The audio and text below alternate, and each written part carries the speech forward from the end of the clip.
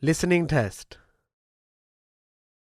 You will hear a number of different recordings and you will have to answer questions on what you hear. You will have time to read the instructions and questions and you will be given time to check your work. All the recordings will be played once only. The test is in 4 parts. Now turn to part 1. You will hear a man phoning the customer services manager of a hotel to get information about holding a conference there. First, you have some time to look at questions 1 to 5.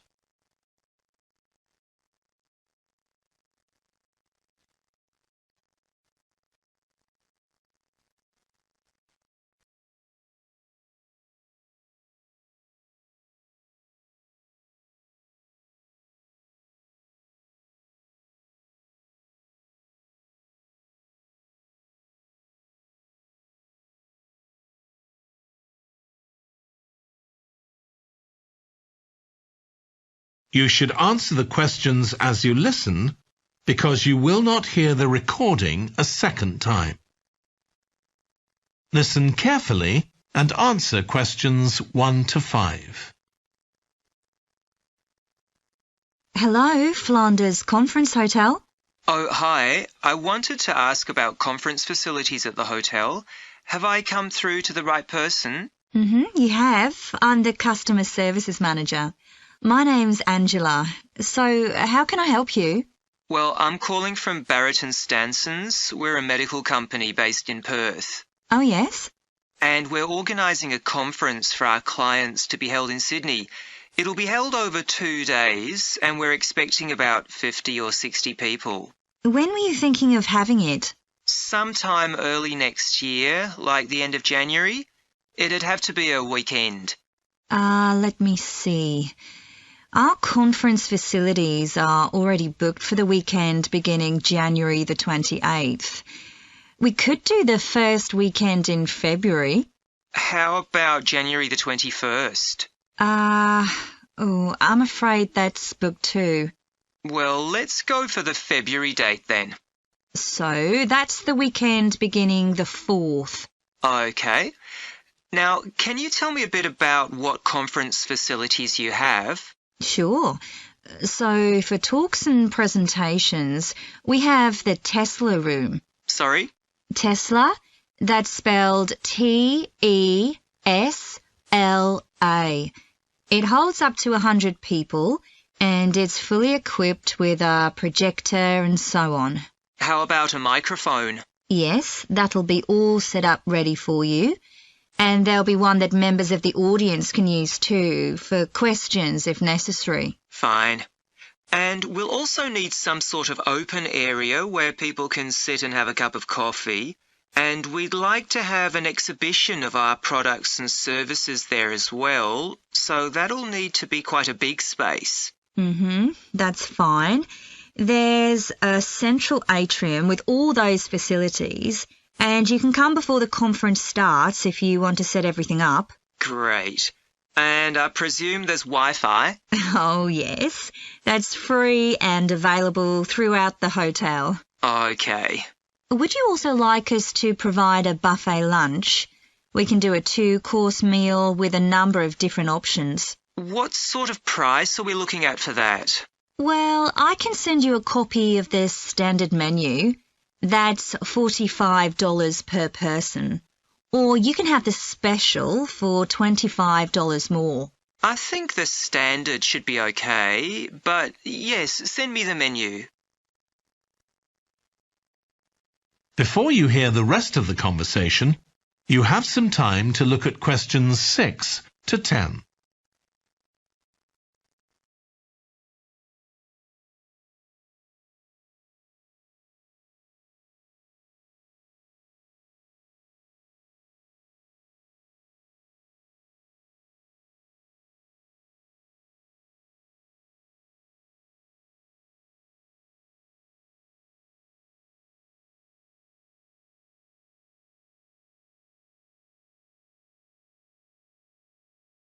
Now listen and answer questions 6 to 10. Now, we're also going to need accommodation on the Saturday night for some of the participants. I'm not sure how many, but probably about 25. So what do you charge for a room? Well, for conference attendees, we have a 25% reduction, so we can offer you rooms at $135. Normally, a standard room's $180. And does that include breakfast? Sure. And of course, guests can also make use of all the other facilities at the hotel. So we've got a spa where you can get massages and facials and so on. And there's a pool up on the roof for the use of guests. Oh, great. Now, what about transport links? The hotel's downtown, isn't it? Yes. It's about 12 kilometres from the airport, but there's a complimentary shuttle bus for guests. And it's only about 10 minutes walk from the Central Railway Station. Okay.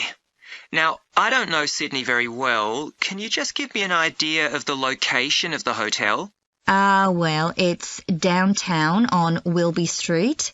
That's quite a small street, and it's not very far from the sea. And of course, if the conference attendees want to go out on the Saturday evening, there's a huge choice of places to eat. Then, if they want to make a night of it, they can go on to one of the clubs in the area. There are a great many to choose from. Okay. So, if we go ahead with this, can you give me some information about how much we're looking at? That is the end of section 1. You now have half a minute to check your answers.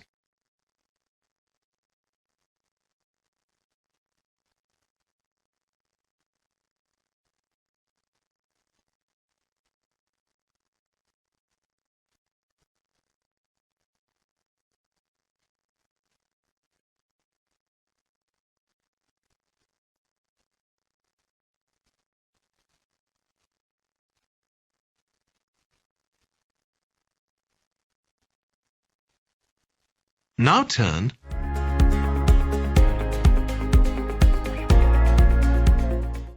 Part 2.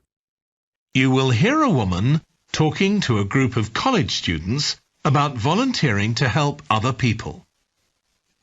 First, you have some time to look at questions 11 to 14.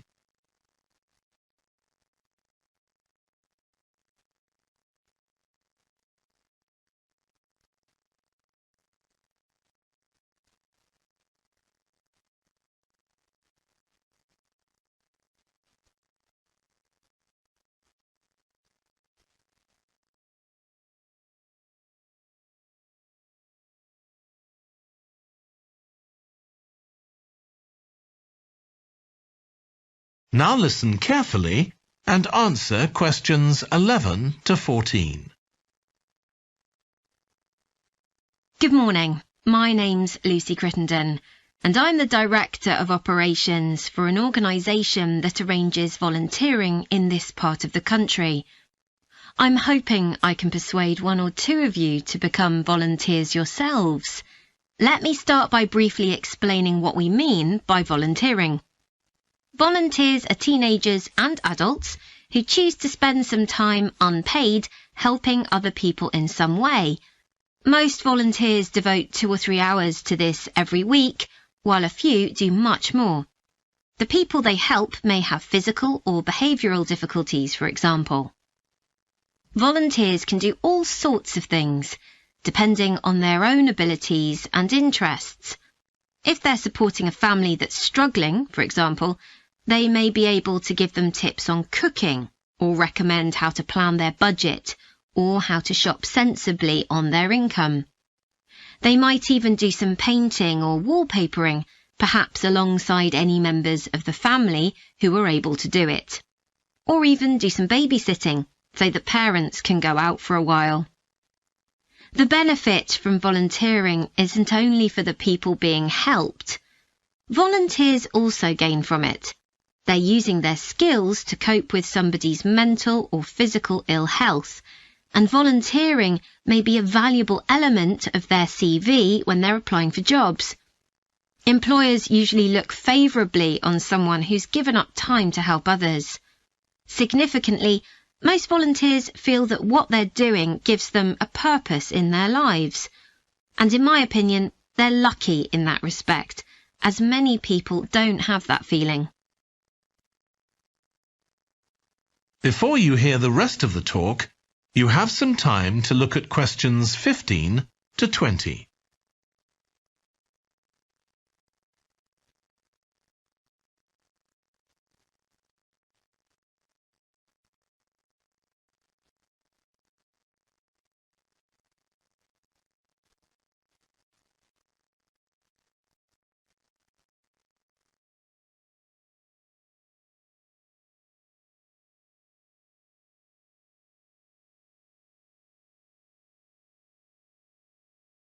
Now listen and answer questions 15 to 20. Now I'd like to tell you what some of our volunteers have said about what they do, to give you an idea of the range of ways in which they can help people. Habib supports an elderly lady who's beginning to show signs of dementia.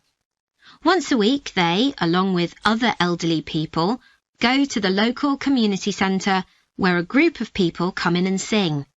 The songs take the listeners back to their youth, and for a little while they can forget the difficulties that they face now. Our volunteer Consuela is an amazing woman.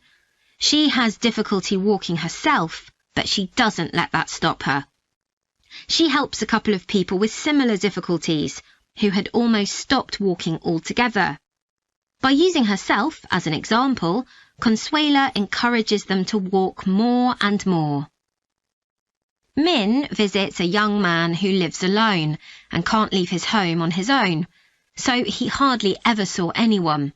But together they go out to the cinema or to see friends the young man hadn't been able to visit for a long time. Tanya visits an elderly woman once a week. When the woman found out that Tanya is a professional dressmaker, she got interested. Tanya showed her some soft toys she'd made, and the woman decided to try it herself. And now she really enjoys it and spends hours making toys. They're not perhaps up to Tanya's standard yet, but she gains a lot of pleasure from doing it. Alexi is a volunteer with a family that faces a number of difficulties. By calmly talking over possible solutions with family members, he's helping them to realise that they aren't helpless and that they can do something themselves to improve their situation. This has been great for their self-esteem. And the last volunteer I'll mention, though there are plenty more, is Juba. She volunteers with a teenage girl with learning difficulties who wasn't very good at talking to other people. Juba's worked very patiently with her, and now the girl is far better at expressing herself and at understanding other people. OK, I hope that's given you an idea of what volunteering is all about. Now I'd like to talk to you about... That is the end of section 2. You now have half a minute to check your answers.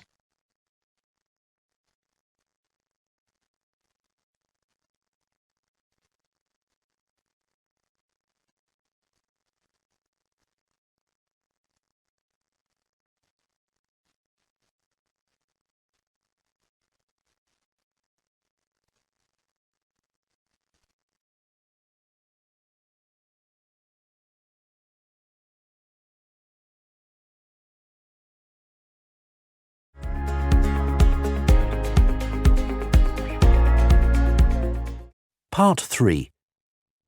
You will hear Stephanie, who is thinking about taking a one-year course in children's literature, talking to Trevor, who is currently taking the course. First, you have some time to look at questions 21 to 25.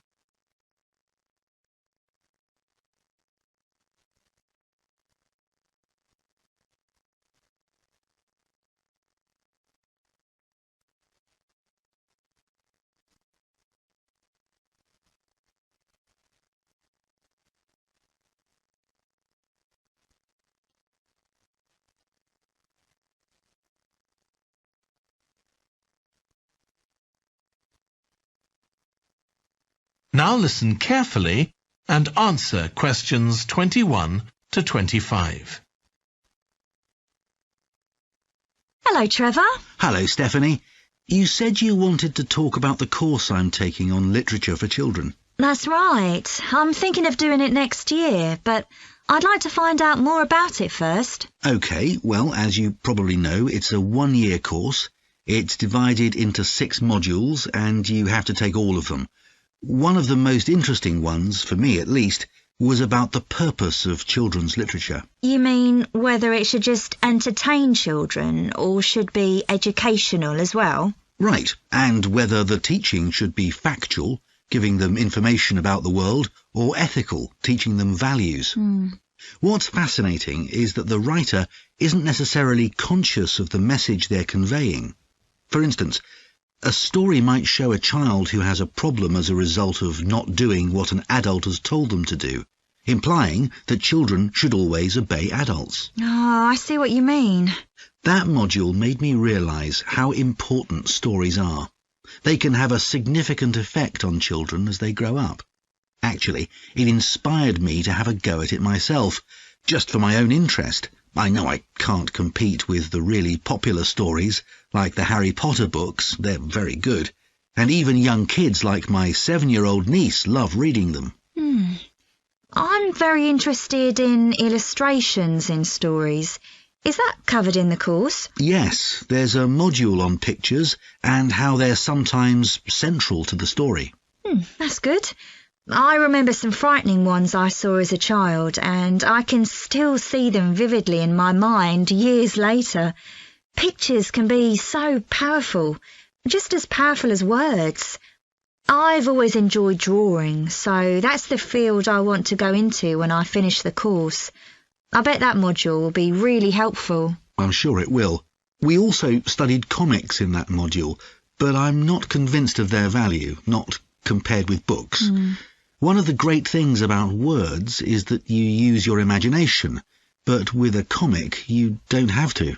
But children are so used to visual input on TV, video games and so on. There are plenty of kids who wouldn't even try to read a book, so I think comics can serve a really useful purpose. You mean it's better to read a comic than not to read at all? Yes, I suppose you're right. I just think it's sad when children don't read books. What about books for girls and books for boys? Does the course go into that? Yes, there's a module on it.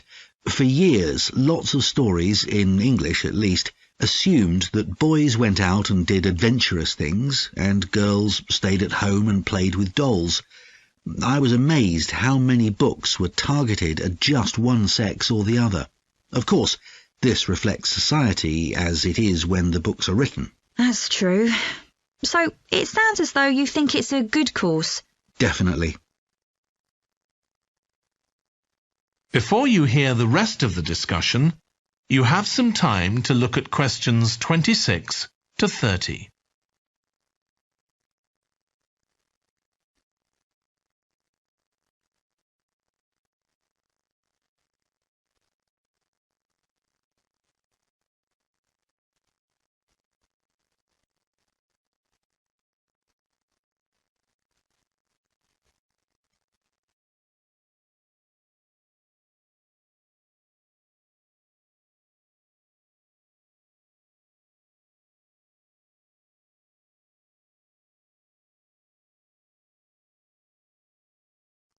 Now listen and answer questions 26 to 30.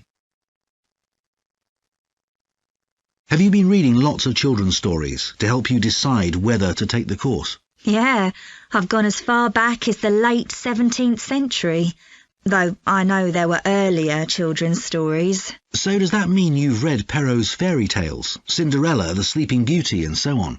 Yes, they must be important because no stories of that type had been written before. These were the first. Then there's the Swiss Family Robinson. I haven't read that. The English name makes it sound as though Robinson is the family's surname, but a more accurate translation would be the Swiss Robinsons because it's about a Swiss family who are shipwrecked. like Robinson Crusoe in the novel of a century earlier. Well, I never knew that. Have you read Hoffman's The Nutcracker and the Mouse King? Wasn't that the basis for Tchaikovsky's ballet, The Nutcracker? That's right. It has some quite bizarre elements. I hope you've read Oscar Wilde's The Happy Prince. It's probably my favourite children's story of all time. Ah, mine too. And it's so surprising because Wilde is best known for his plays, and most of them are very witty, but The Happy Prince is really moving. I struggled with Tolkien's The Lord of the Rings. 3 long books, and I gave up after 1. It's extremely popular, though. Yeah, but whereas something like The Happy Prince just carried me along with it, The Lord of the Rings took more effort than I was prepared to give it. I didn't find that. I love it. Another one I've read is Warhorse. Oh, yes, it's about the First World War, isn't it? Hardly what you'd expect for a children's story. Exactly, but it's been very successful.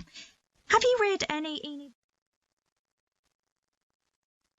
That is the end of section 3.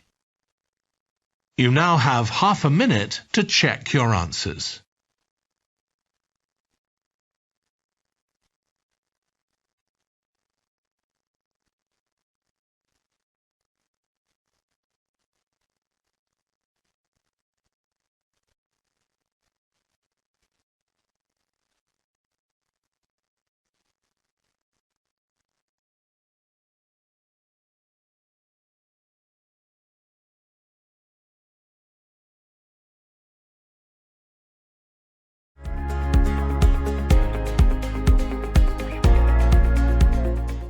Part 4. You will hear part of a lecture about a branch of archaeology called marine archaeology. First, you have some time to look at questions 31 to 40.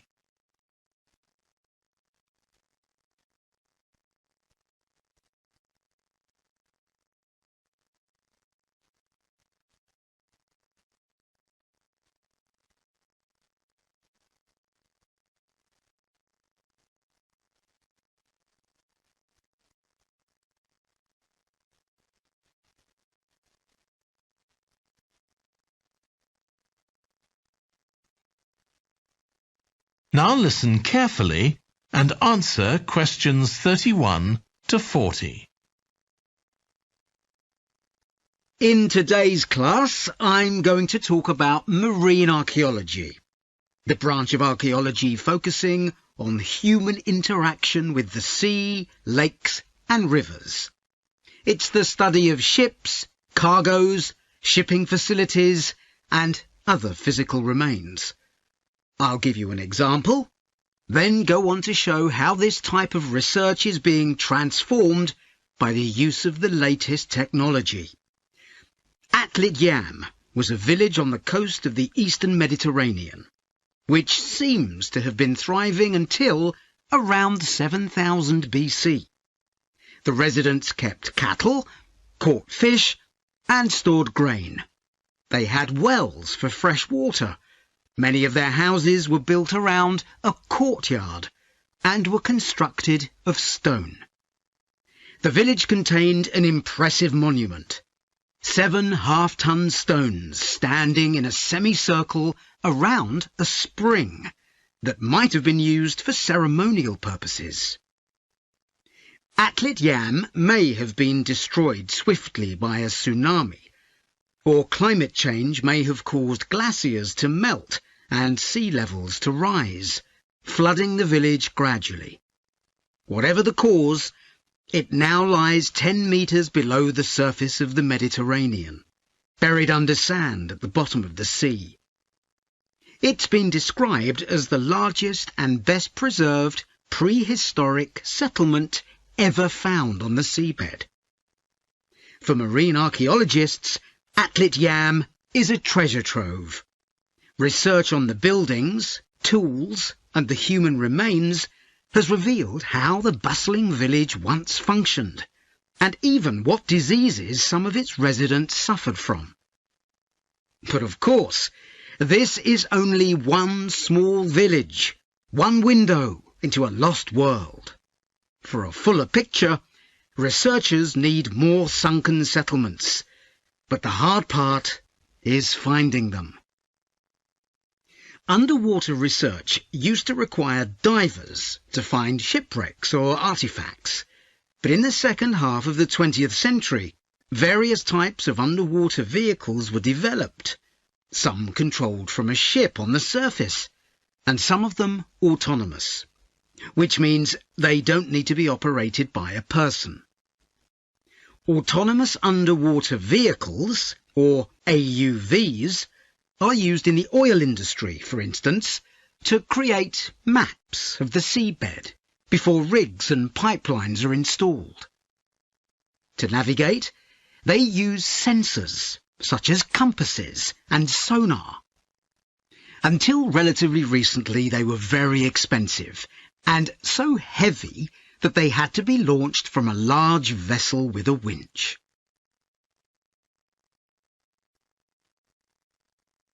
But the latest AUVs are much easier to manoeuvre. They can be launched from the shore or a small ship, and they're much cheaper, which makes them more accessible to research teams. They are also very sophisticated. They can communicate with each other and, for example, work out the most efficient way to survey a site or to find particular objects on the seabed. Field tests show the approach can work. For example, in a trial in 2015, 3 AUVs searched for wrecks at Marzi off the coast of Sicily. The site is the final resting place of an ancient Roman ship, which sank in the 6th century AD, while ferrying prefabricated marble elements for the construction of an early church. The AUVs mapped the area in detail, finding other ships carrying columns of the same material. Creating an internet in the sea for AUVs to communicate is no easy matter. Wi-Fi networks on land use electromagnetic waves, but in water these will only travel a few centimetres. Instead, a more complex mix of technologies is required. For short distances, AUVs can share data using light, while acoustic waves are used to communicate over long distances. But more creative solutions are also being developed, where an AUV working on the seabed offloads data to a second AUV, which then surfaces and beams the data home to the research team using a satellite. There's also a system that enables AUVs to share information from seabed scans and other data.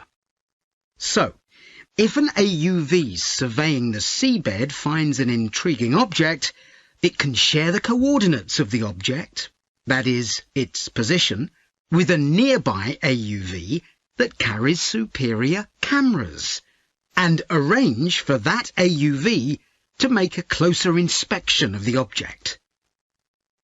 Marine archaeologists are excited about the huge potential of these AUVs for their discipline. One site where they're going to be deployed is the Gulf of Baratti off the Italian coast. In 1974, a 2,000-year-old Roman vessel was discovered here in 18 metres of water. When it sank, it was carrying medical goods in wooden or tin receptacles.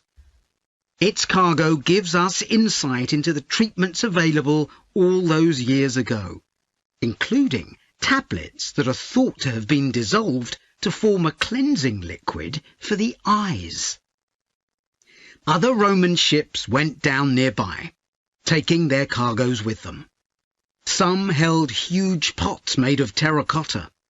Some were used for transporting cargoes of olive oil, and others held wine. In many cases, it's only these containers that remain, while the wooden ships have been buried under silt on the seabed. Another project that's about to be That is the end of Part 4. You now have 30 seconds to check your answers to Part 4.